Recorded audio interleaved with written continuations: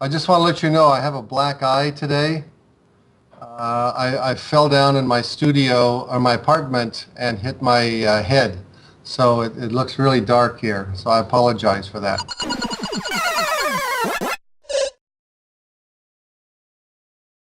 Well, when I was a kid, I had a dog, and he was a really friendly dog. His name was Plinky, Plinky.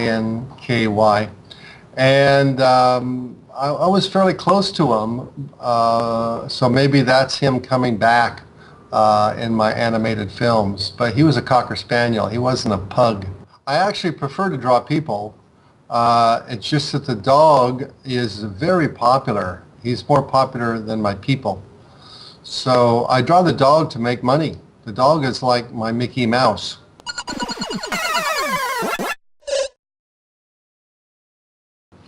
Well, for me, the human body is the most fun to draw. I live in New York City, and there's so many people here. I walk down the street and I get many ideas for humor and storytelling. And so I'm inspired by all these bodies and all these people and their faces. So it just seems natural that my films would center on the human body and the human face as material for humor and for storytelling.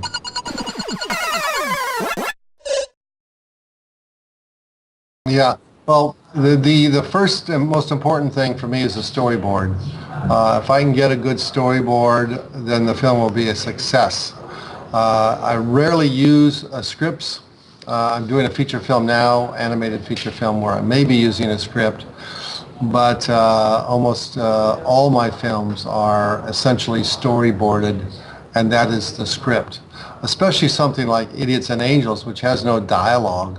So it would make no sense to have a script for that.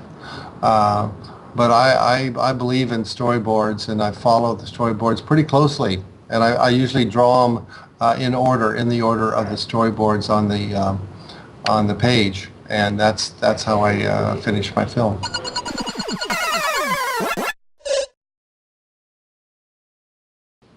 That's a difficult question to answer. I think about 80 to 90% is planned ahead, and maybe 10% is changed in the process. And I like that. I like when I'm drawing a scene, I get many ideas because the animation process is so slow. I'm drawing, and as I'm drawing, I think, oh wow, wouldn't it be great if he did this or something like this happened. So I'm able to add a shot or a storyline as I'm making the film. So I use that many times.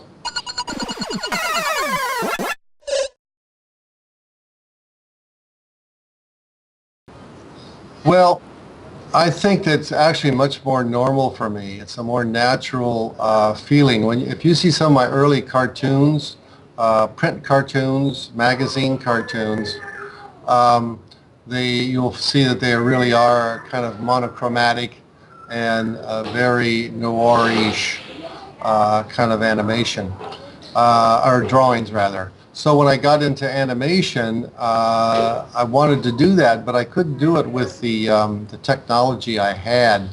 I had to do simple lines and painted cells. And they're very hard to paint cells with colors are very similar. They get confused many times.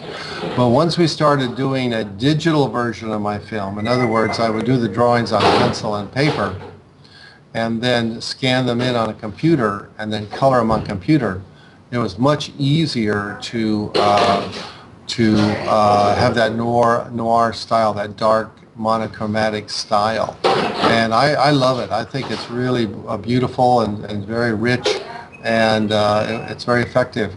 You know, my films are not really made for children, except maybe the dog films. So it just seems natural that I shouldn't have a lot of bright colors and children's colors in there. I want to keep it like adult kind of film.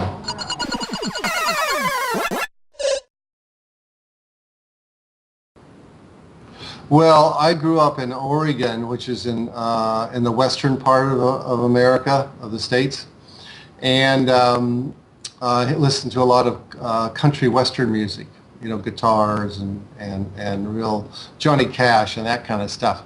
So I really have a certain love of country music. And so if you listen to a lot of my soundtracks, you'll notice there's a lot of that kind of music in my films.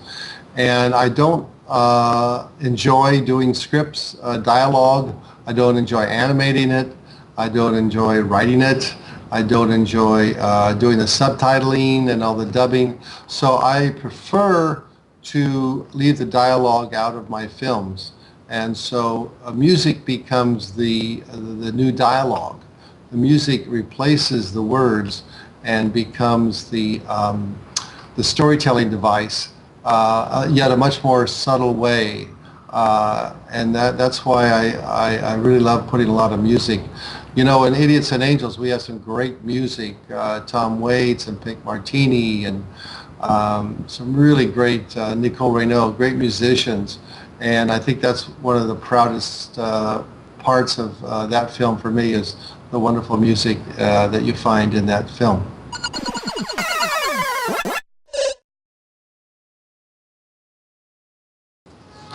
Well, I'm working on a couple projects. I'm doing a new dog film called Cop Dog. It's all storyboarded, but I just haven't had time to animate it yet. Maybe in the winter time I will do it. Then I'm doing two features right now. One is called Cheatin', and it's similar to Idiots and Angels in there's no dialogue, and it's the same kind of look and feel. But it's about two lovers who become jealous of each other and try to kill each other. And then I'm doing another a flash animation feature, but it'll probably be a webisode kind of presentation. And then at the end of the year or 2 years, well, we'll put all the episodes together into a feature film and sell it on DVD or sell it in movie theaters. Who knows? We'll see what happens. And then you heard about my Guard Dog Global Jam. Did you hear about this? Oh,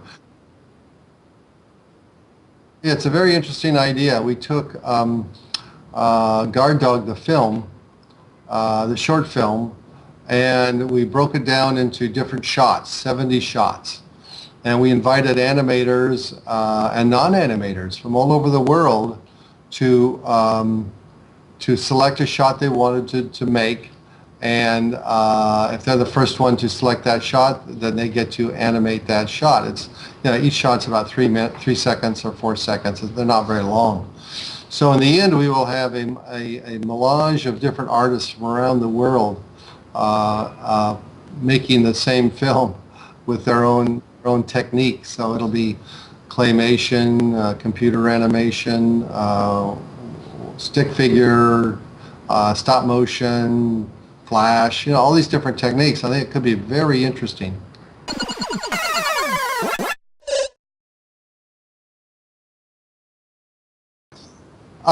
Yeah, my question to you is, how come people like Quentin Tarantino and Oliver Stone can have racy sex scenes in their films, and just because I do animation, it's impossible to have sex in your movies?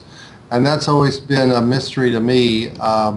I think maybe for too long in America, Disney was so powerful that everybody just assumed that animation was for children. And so I'm trying to break that stereotype.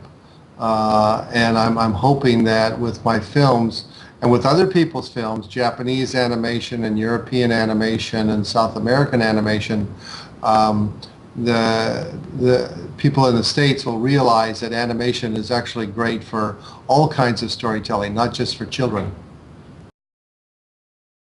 Okay, thanks a lot. Bye.